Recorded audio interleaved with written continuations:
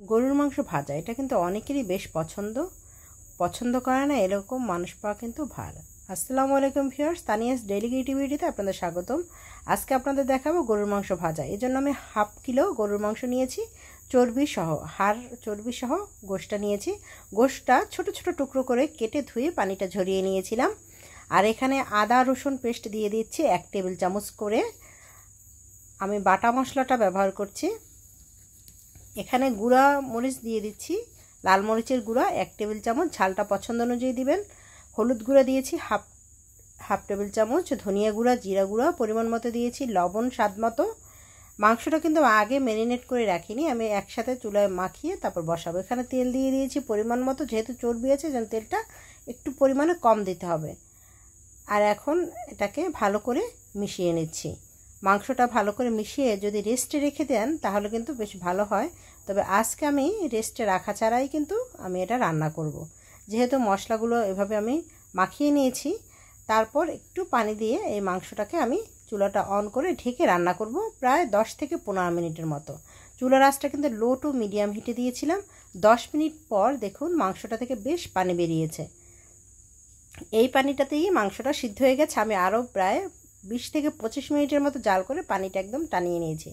গোশটা প্রায় সিদ্ধ হয়ে এসেছে। আমি এখানে কিছুটা গরম মশলা গুঁড়ো দিয়ে দিয়েছি। এখন মাংসটাকে আমি কিছুটা সময় ভেজে নিব। এরকমভাবে চুলাটা একদম লো ফ্লেমে রেখে মাংসটাকে ভাজতে হবে। মাংসটা যেহেতু আমার একদমই 90% সিদ্ধ হয়ে গিয়েছে, আর কিছুটা ভেজে এটা সিদ্ধ করতে হবে। এভাবে মাংসটা খেলে পোড়াটা ভাত যে কোনো রুটির সাথে খেতে পারবেন। বাচ্চাদের টিফিনেও বাচ্চারা বেশ পছন্দ করে। দেখুন মাংসটার চেহারাটা কিন্তু একদম পাল্টে গিয়েছে। প্রায় 30 থেকে 40 মিনিট আমি এরকমভাবে ভেজে নিয়েছি।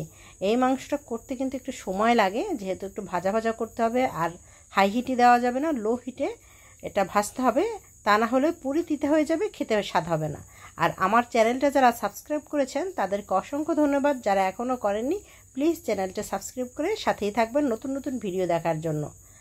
আর নোটিফিকেশন বেল আইকনটি অবশ্যই অন করে রাখবেন।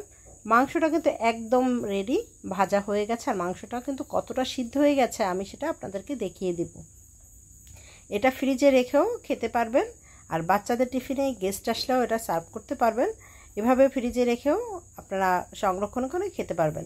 মাংসটা কিন্তু একদমই অনেক টেস্টি খেতে, আর দেখতেও দারুণ হয়েছে। দেখুন কতটা মাংসটা সফট হয়েছে, হাত দিয়ে এভাবে ভেঙে নেওয়া যাচ্ছে।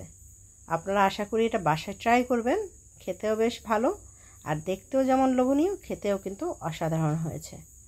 আশা করি ভিডিওতে লাইক কমেন্ট করে শেয়ার করে সাথেই থাকবেন। আজকের মতো এই পর্যন্তই, পরবর্তীতে আবার নতুন ভিডিও নিয়ে দেখা হবে। ধন্যবাদ সবাইকে, আল্লাহ হাফেজ।